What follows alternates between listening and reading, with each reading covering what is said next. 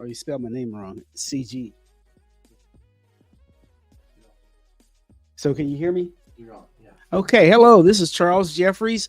I teach psychology at Seattle Central College. And today I'm going to talk about Aristotle Was a Plagiarist, Part 2. How to get to my slides. I'll phone one when you're ready to talk about it. Okay, Aristotle.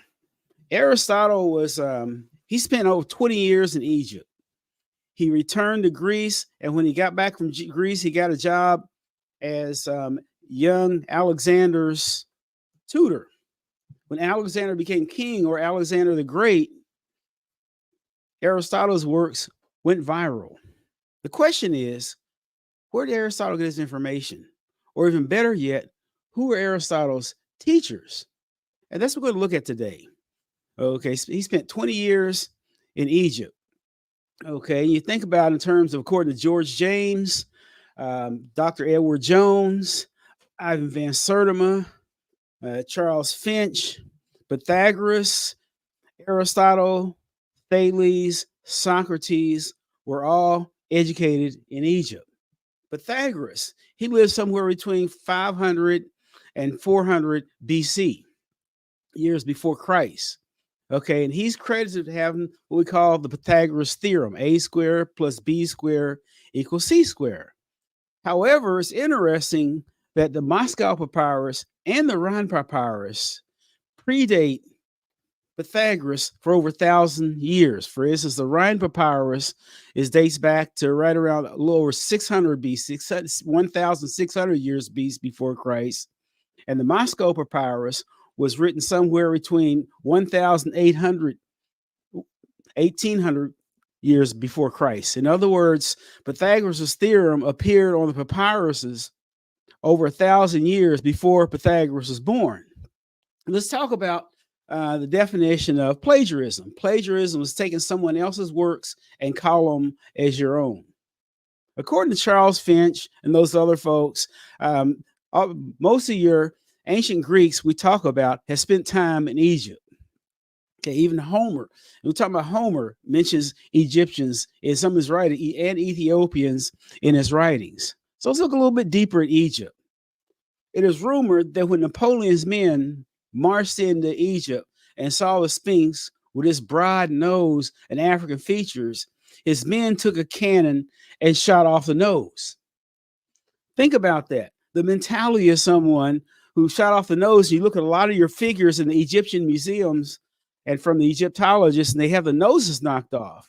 And the question is, what happened to those noses? Well, they have explained their spirituality and reality according to Van Sertima and Charles Finch. Those noses were knocked off by the British and French Egyptologists who didn't want to give the Egyptians credit for who they really were. Once again, taking someone else's accomplishments and call them their own. Herodotus, Aristotle, some evidence for the Egyptians being African. Literature, Herodotus and Aristotle. Geography, the Nile River flows from the south to the north. And then the archaeology, there are building structures in Sudan and Ethiopia that predate the pyramids. According to Herodotus, the so-called father of history, he described it in his histories. He said, as for me, I judge the Colchians. The Colchians were a group of people who lived along the coast of the Black Sea. He judged the Colchians as being a colony of the Egyptians because, like them, they have black skin and woolly hair. In other words, Herodotus described the Egyptians of his day as having black skin and woolly hair. Then Aristotle also described the Egyptians at his time as having black skin. According to Aristotle, those people who are too black are cowards, just like, for instance, the Egyptians and the Ethiopians. In other words, what Aristotle was indicating, that he saw the Egyptians and Ethiopians as the same people. Let's look at that a little bit deeper. It's not moving. let's look at that a little bit deeper in terms of these are pictures of how the Egyptians saw themselves. Okay, these figures were found back in with the tombs and various structures within the Egyptians, and these are dated back through 3,000 years before Christ. The next slide. These are also another picture of Egyptians. This particular picture was at the Egyptian Museum or King Tut Museum when they came to Seattle. Okay, look at the individual Egyptian musicians. Now, they're unmistakably African in terms of their appearance.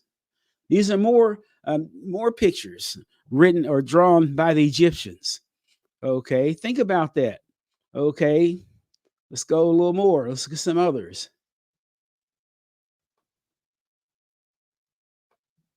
Next, here we go. Here's Thales. Here we go. Here's another in terms of the Scorpion King or Narmer. He is one of the first people who unified northern South Egypt. Look at his features. This, okay. And theory is now he may have even predated the Pharaoh age. Then here's more art. These arts right here portrayed as the so-called Nubians who are south of the Egyptian border. And a lot of Egyptians see, well, they look different. They're black, and whereas Egyptians are reddish brown, so it's proof they're different people. In reality, you look at the way they dress and the way they're stretched and so forth. They're the same people. Egyptians saw the Nubians as the same people. And here's another picture right here. This is once also found in the King Tut exhibit. Okay. Count Volney, he actually saw the Sphinx while the nose was still intact. And quote, "This is a race of black men today who are the slaves or object of scorn, the very race which we owe our arts, scientists, and use of speech." Think about this. So this is a French scholar who had gone to Egypt and saw the Sphinx before the nose was shot off, when the nose was still intact.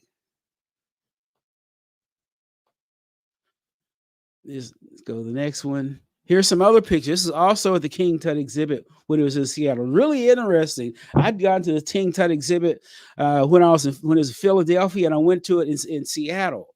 When it was in Philadelphia, they had it look like King Tut was white. But then by the time they got to Seattle, these images, you saw these were more of the images you saw in those King Tut exhibits.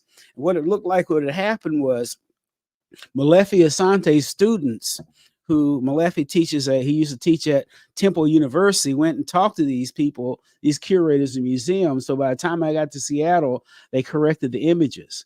These are Egyptian soldiers.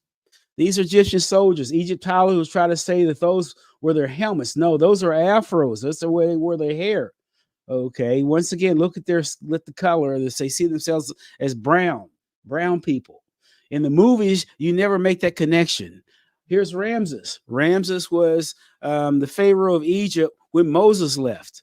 Okay. And look at the features. Look at the features on there. They're unmistakably African features. It's not moving it. Next one. Next slide. More Egyptians. Okay. Once again, these were at the King Tut exhibit in Seattle. Look at the features. They're unmistakably African. And here we go. Here are some other statues and figures. This individual right here. Okay. It's Cheops. Okay. And Cheops, if you look at his features, you think he was from Cameroon or Nigeria or Ghana. Let's fast forward to somewhere between 50 and 100 years before Christ. Hannibal, he was the general who went across the Alps and had elephants who almost defeated the Greeks. They almost defeated the Romans. They almost marched on Rome. Okay, they had more support from their homeland. They might have done that. But this is a coin that was found. And you see an elephant on one side and you see a person's picture on the other. A lot of your so-called European scholars try to say that this is an elephant keeper, and that whereas George James and Edward Jones say that this is Hannibal himself. How would you put an elephant keeper on a coin? Okay, so this is Hannibal. It's really interesting that Denzel Washington is playing Hannibal. That's being made by Netflix, and the people in Tunisia were mad. They're mad because, or angry because Hannibal was being played by a black guy. My question, what's wrong with being a black person making these accomplishments? Namibian cavalry, these are also some of Hannibal's allies. So you talk about Carthage. Carthage was just a city, but they relied a lot on mercenaries, other people to fight with them on their wars. The Namibians were one of those people. But look, these are black people riding horses. In television and movies, you don't see anything like it. Let's fast forward, okay, to Mali, West Africa, Ghana, the empires, okay, and then Mansa Musa. Well, at the time, the 1300s, he was considered one of the richest men in America or in the world. Not just America didn't exist, but it was one of the richest men in the world, okay. I mean, in terms of he went on his trip to Mecca, and when he went through Egypt, he gave so much gold away that it threw the economy off. Moors, let's fast forward from 700 AD to about 1500. The Moors ruled Spain, okay, parts of Portugal and parts of southern France. Okay, the Moors, these are pictures of the Moors. If placed in the United States today, a large majority of your Moors we considered African American. It was really interesting. I was in Spain week before last, and we're going through these castles and talking about how the Moors built these castles. And they didn't want to give up the idea that the Moors were African people or they were black. So these were Arabs. The tour guide said, well, these are Arabs. There weren't any Africans there. They weren't black. They were Arabs. Okay. But then look at the picture. Look at that picture. If this individual was placed in the United States today, who would he be considered? How would he be treated? Okay, here's another picture. These are black people playing chess.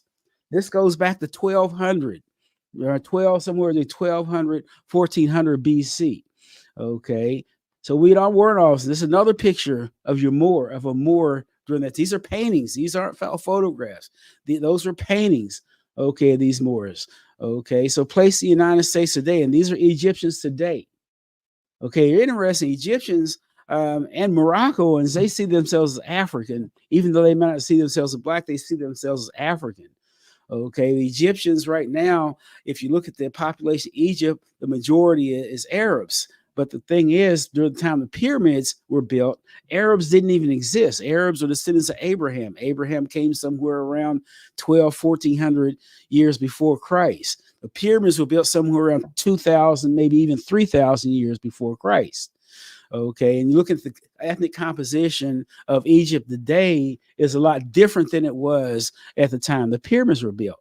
Okay, you had a series of migrations where your indigenous African people started moving south and west out of the Nile Valley, and this is where your Arabs and Syrians and other foreigners, especially during the Ottoman Empire, came into Egypt.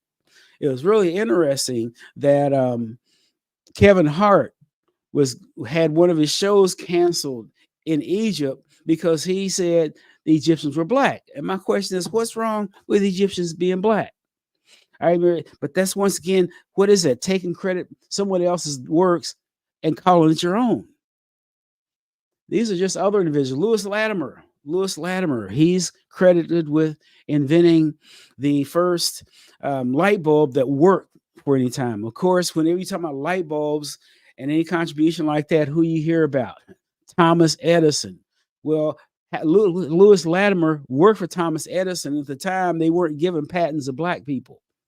Okay, let's look further. Let's go a little bit further here. Garrett Morgan, he invented the gas mask and the stoplight and various other inventions. Once again, so when you drive down the street and you stop at that stoplight, okay, now you know that as an African-American man or a black man who built that. But once again, you won't see that in history. When you get in black history classes, they go from slavery to Martin Luther King. Let's go a little step further here. Let's go a little deeper. Henry Thomas Sampson. He was the one who invented the technology for us to have the cell phones. Think about that cell phone you're using or that cell phone that we rely on so much. The technology was first created by an African American. Let's go even further. GPS system. Gladys West. She was the one who helped design the GPS system. thing is, these individuals, you'll never see them in the history book. You'll never see them in American history. Right now, you look at the states of Florida and some of these other states are trying to wipe us out, erase Black people from history altogether.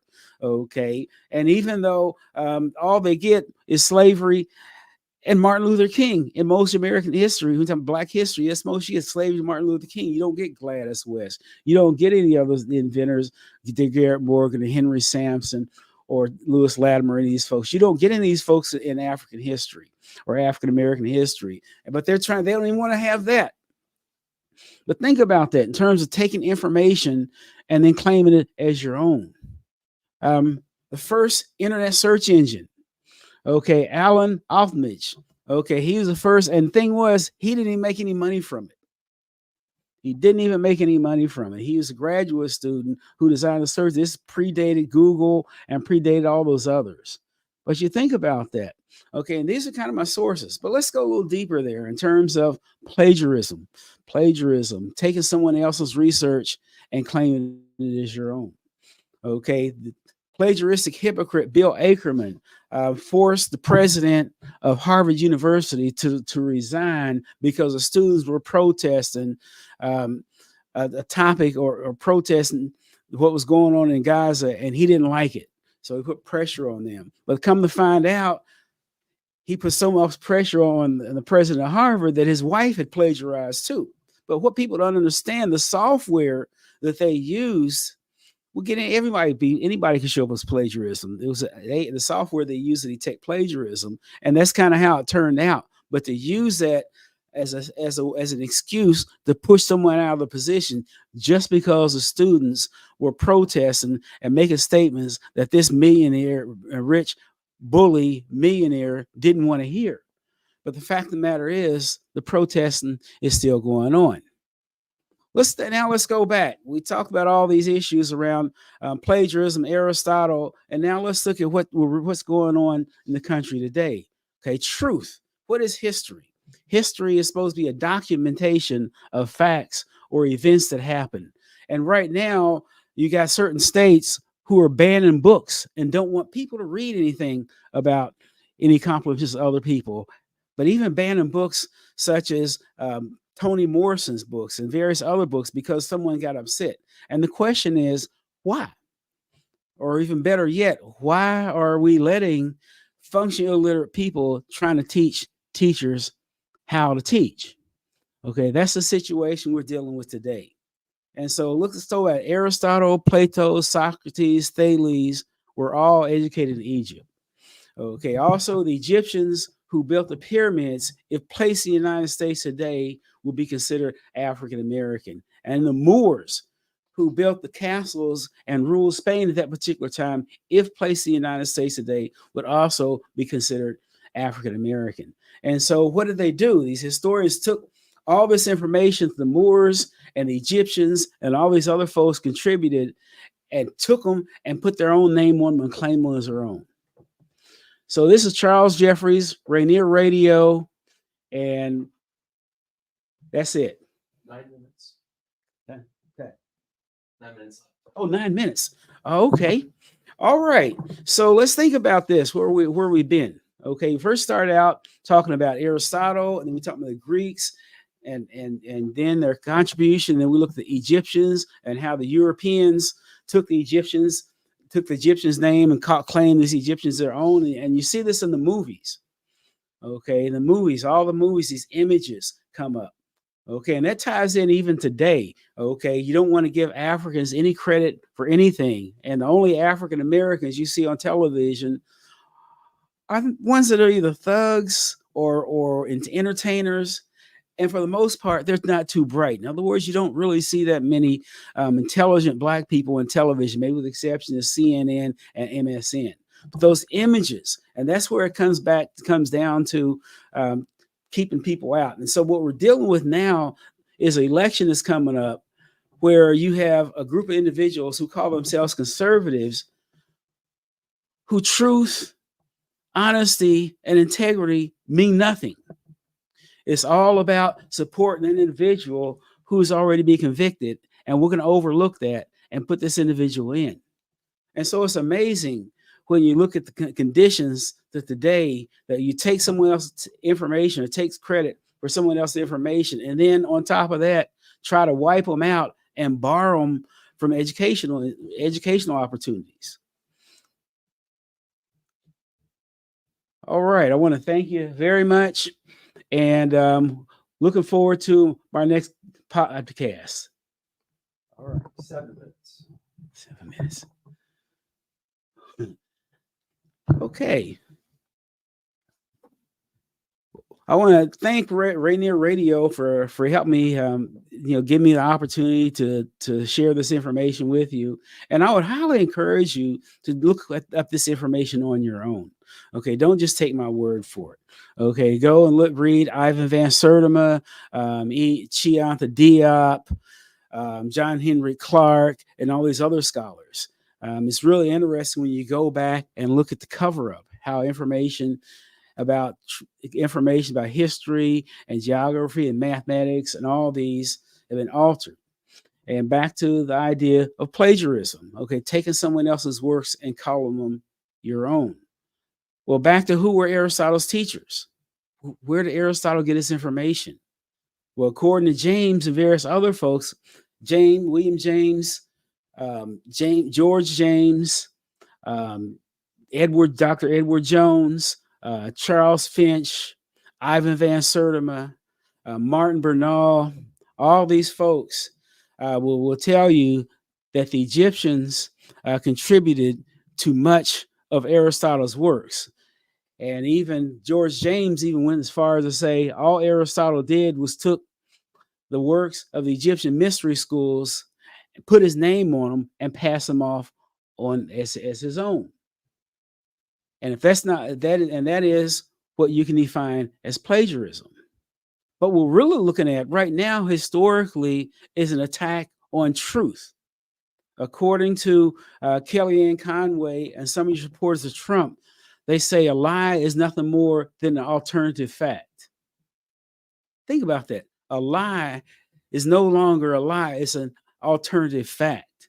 Okay. Or as during the George Bush administration, the word was, if you repeat a lie enough, people will believe it. And that's kind of where we are now to a certain extent. Okay. You think about these right-wing so-called Christians, they're very similar to the Taliban. They're very similar to the Taliban. What I mean by that? Okay. Number one, they use religion as a weapon. Number two, they want to force everybody to live according to their lifestyle. Number three, they want to silence anybody who disagrees with them. And that's the purpose of these podcasts and spending time in the library. Okay. Think about that in terms of we're in an age, a time period now to where truth doesn't matter. It's all about, well, I like Trump and he's going to do this. And even though he's a criminal, I'm going to vote for him anyway. And if you ask those same people, what has he done for you? They won't be able to tell you. But that's what you have when you get confusion. Okay. Everything's, nobody knows what's true. And this is the irony about it. We're in the age of information. I mean, you can go in and Google anything you want to find or anything, a topic, and look it up, and it'll come up with some information. Okay. The question is, we're getting all this information in. What is true and what's not true? What is true and what's not true? Well, when you talk about true history as opposed to mythology, see what they want to teach in Florida and Texas is mythology. History is a documentation of events that happen.